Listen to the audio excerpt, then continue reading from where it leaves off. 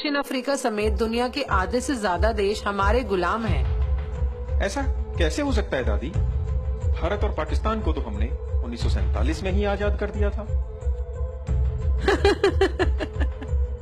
बेटा, इसी भ्रम में रखकर ही हमने भारत के लोगों को आज तक गुलाम बना रखा है। उनको ये आजादी देने का नाटक करना उस समय हमारी मजबूरी बन गई थी, जब सुभाष चंद्र बोस ने आजाद हिंद सरकार बना ली थी। इसी कारण से 1946 में भारत में हमारी रॉयल नेवी में भी विद्रोह हो गया था और जनता में 1857 की तरह विद्रोह होने वाला था। तब हमने गुप्त रूप से शासन करना ही ठीक समझा। गुप्त रूप से शासन का मतलब?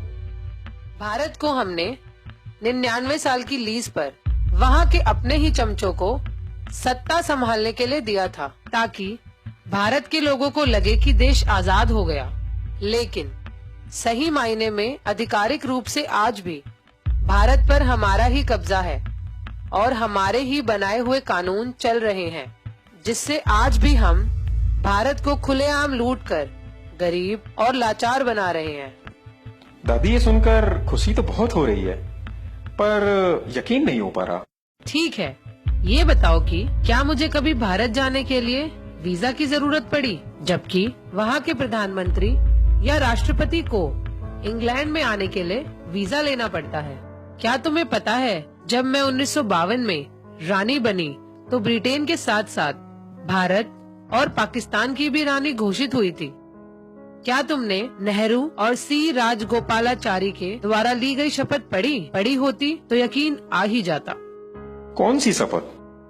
राजगोपालाचारी ने 21 जून 1948 को भारत का गवर्नर जनरल बनने पर शपथ ली थी कि मैं चक्रवर्ती राजगोपालाचारी गंभीरता के साथ इस बात को पक्का करता हूँ कि मैं हिज मैजेस्टी किंग जॉर्ज 6 और उनके उत्तराधिकारी के प्रति विधि के अनुसार वफादार निष्ठावान रहूंगा और उनके प्रति पूर्ण भक्ति रखूंगा।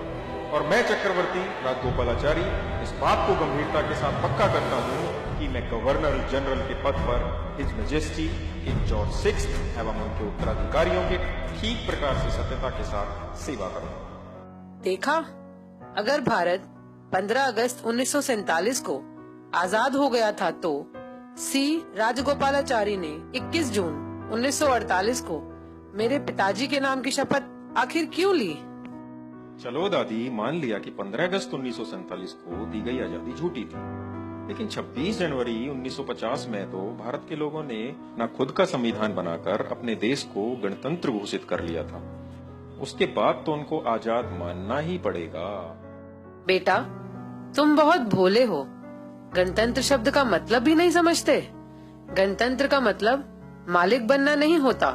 वहाँ का संविधान हमारा बनाया हुआ एक कानून ही तो है, जिसका पालन वहाँ के हर एक आदमी को करना ही पड़ेगा।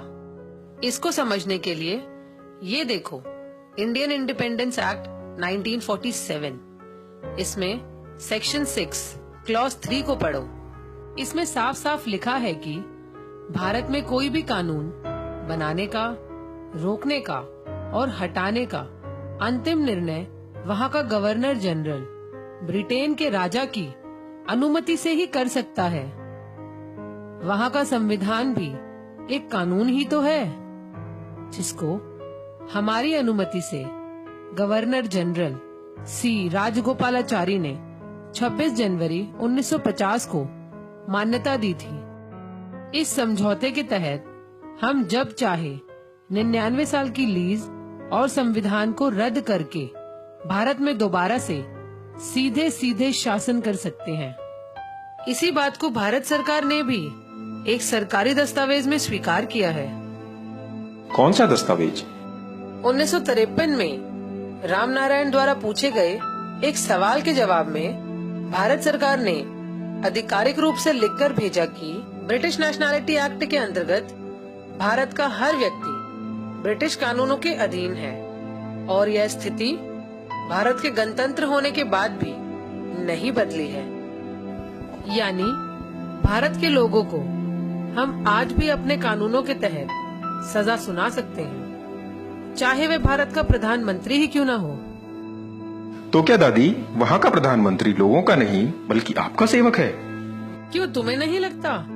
दिल्ली के बुराड़ी इलाके में जिस जगह मेरे दादा जॉर्ज पंचम का राज तिलक हुआ था, उसी जगह मेरे कहने पर मनमोहन सिंह की सरकार ने कोरोनेशन पार्क बनवाना शुरू किया, जिसमें हमारे दादा परदादा की मूर्तियां और हमारा एक विजय स्तंभ लगा है। और अब मोदी सरकार ने उससे भी ज्यादा हजारों करोड़ों रुपया खर्च कर उस पार्क का निर्माण जल्द से जल्द पूरा करवा दिया। इस तरह भारत के राष्ट्रपति भवन के सामने लगे खम्बे पर मेरे सितारे का निशान देख सकते हो, जो कि मेरे मुकुट और छड़ी पर भी है, जिसे मेरी इजाजत बिना भारत में कोई भी हटा नहीं सकता।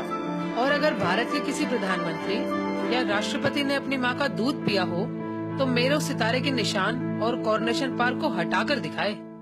और आरटीआई के जवाब में अगर भारत के राजपत्र पर यह लिख कर दे दे कि भारत के लोग वहाँ के सर्वोच्च शासक हैं और ब्रिटेन की रानी का भारत पर कोई अधिकार नहीं, तो मैं अपना सिंहासन उस आदमी के लिए खाली कर दूंगी।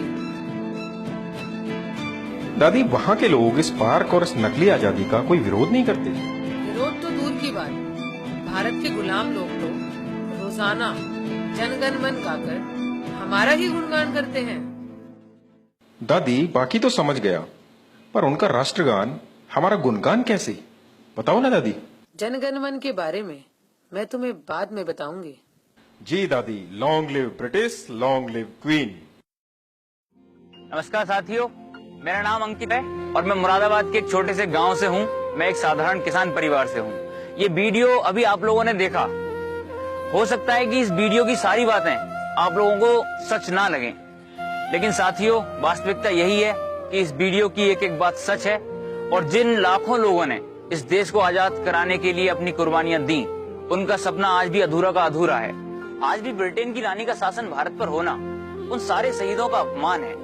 मैं नहीं जानता कि इस देश से ब्रिटेन के शासन का अंत कैसे होगा, लेकिन इसके लिए मैं हर संभव योगदान करने के लिए तैयार हूँ। और मुझे लगता है कि शायद इसी को देशभक्ति कहते हैं। सिर्फ भारत माता की जय बोलने से कोई देशभक्त नहीं हो जाता। जो देश के सम्मान के लिए थोड़ा सा भी योगदान ना कर पाए, वो देशभक्त कहलाने के लायक नहीं होता। साथियों, ये वीडियो तो मात्र एक शुरुआत है। आने वाले वीडियो में हम इससे भी गहरे राजों से पर्दा उठाएंगे। मैं ये जानता हूँ कि देश का मीडिया इन चीजों को आप लोगों तक नहीं पहुँचाएगा, इसलिए केवल अब देश प्रेमियों से ही उम्मीद बची है। अगर आप भी देशभक्त हैं, तो नीचे दिए गए नंबर पे एक मिस्ड कॉल दें, जिससे आने वाले समय की वीडियो की जानकारी हम आपको पहुंचा सकें, जिससे ज्यादा लोगों तक ये सच पहुंच सके।